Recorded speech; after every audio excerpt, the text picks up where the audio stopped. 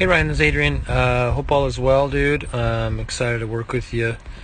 You're at 119 at a squat, and I think that could be a lot better. I think where your knee is setting up, your foot is actually going this way. If we could switch that to this angle in.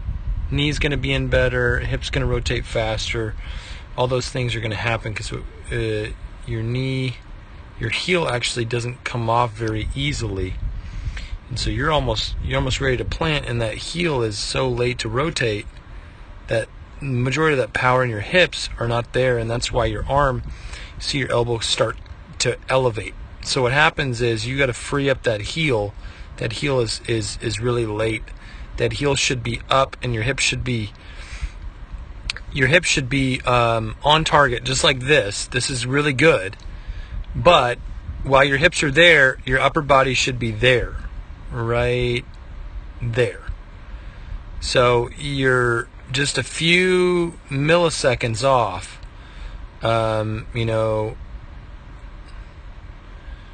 This is how your lower half, if I did this, your lower half would be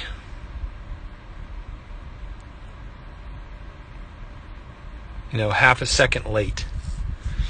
So if we can speed up your lower half, speed up that back heel, that's going to generate a lot more force and put a lot less stress on your arm. So that's one. Out of your back leg, you're at 91 degrees. I know this is early in the year, so we have a lot to work on, which is good. So 91's fine. I wanted to get to 110. I want to extend your legs as far as possible. You're not crossing yourself up too much. I think it has a lot to do with your heel. Your heel action, and you can see it here, your heel doesn't come up until foot strike, and it's still rotating. So that shouldn't, that should be a little bit sooner, and you're going to get a hell of a lot more power out of your lower half. Okay, so increasing that at plant foot, when you start planting, you're at around 147, which is great, and you actually retract into that, which is awesome as well.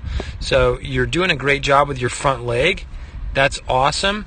Now we need to extend that front leg, rotate that heel a little bit faster, and then that's where that power is going to come from, and I think you're going to see a huge difference. As far as your lower half, at release point, you are,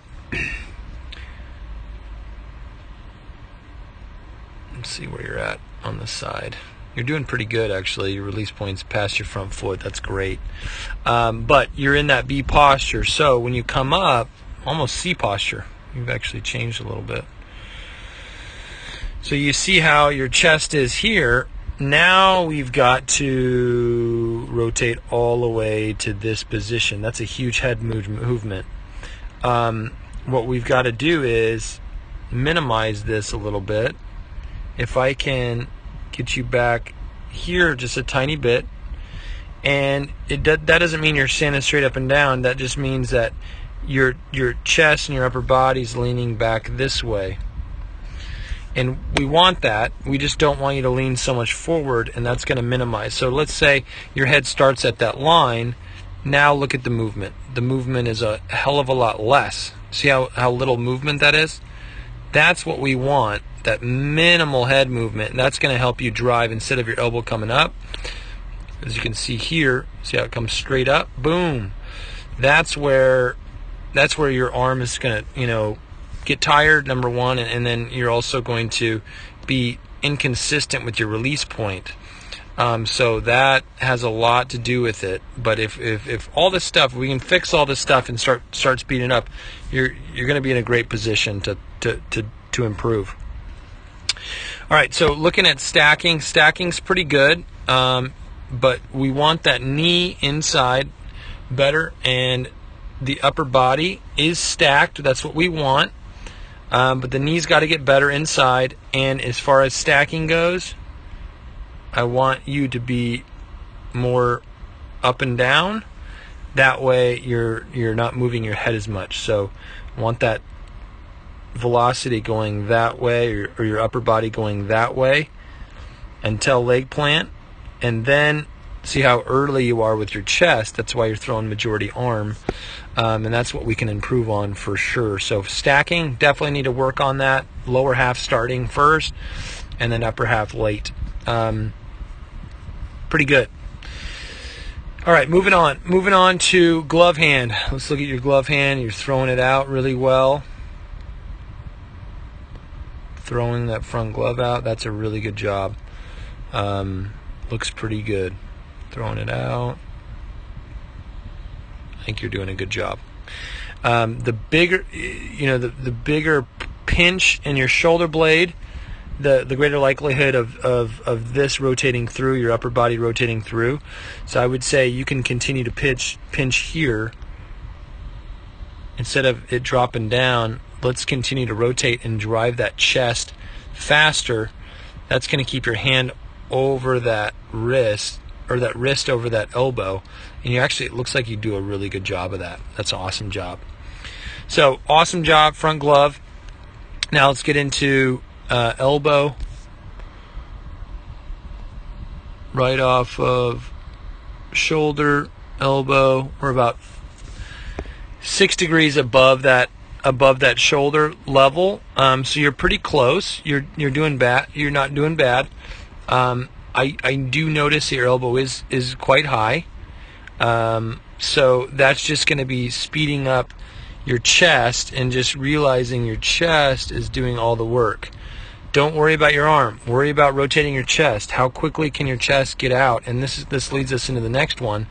How far can your chest rotate out of that release point? It's at 33 degrees. We want to get it to 48. We're talking how many inches? Maybe 4 or 5 inches, maybe less, maybe 3 inches. That you're going to have to get better rotational drive with your chest down, going down and driving with your chest, and rotating at the same time. That's going to increase your speed. It's going to put your release point past your front foot. It's going to get you out in here, and your release point's going to be better. You're going to have late break movement on your fastball. You're going to have late break movement on your curveball and cutter and changeup. All your other pitches will get better as you move on and get that out there. But it looks like you're pronating better. You're getting across your body. Everything looks pretty dang good. So I'm proud of you, man. You definitely have made some improvements. And I know that if we keep working on these things, please go online, look at the specific weaknesses as far as the chest extension, just extending your chest, your elbow, high elbow, you'll see that. Your front glove, you'll see the external rotation of your front knee. Let's see this as you plant. You actually do a great job. No movement in that knee. The extension angle, all of that stuff you can watch on 212athlete.com. Check out the weakness drills if you need to understand them more, and then also on there are specific drills to fix those weaknesses. I would say with your back heel, the number one drill that you need to be doing are the momentum drills, and you'll notice that on there. The momentum drills are walking marshals, walking torques, especially walking torques, walking windups as well are really going to help you drive that heel. Remember, you're going to start from low to high, so work on your lower half first and then move up to your upper half. Maybe have lower half day, upper half day, lower half day, upper half day. So give me a call back. Let me know if you need anything. Love working with you, man. I'm proud of you, Ryan, and keep up the good work.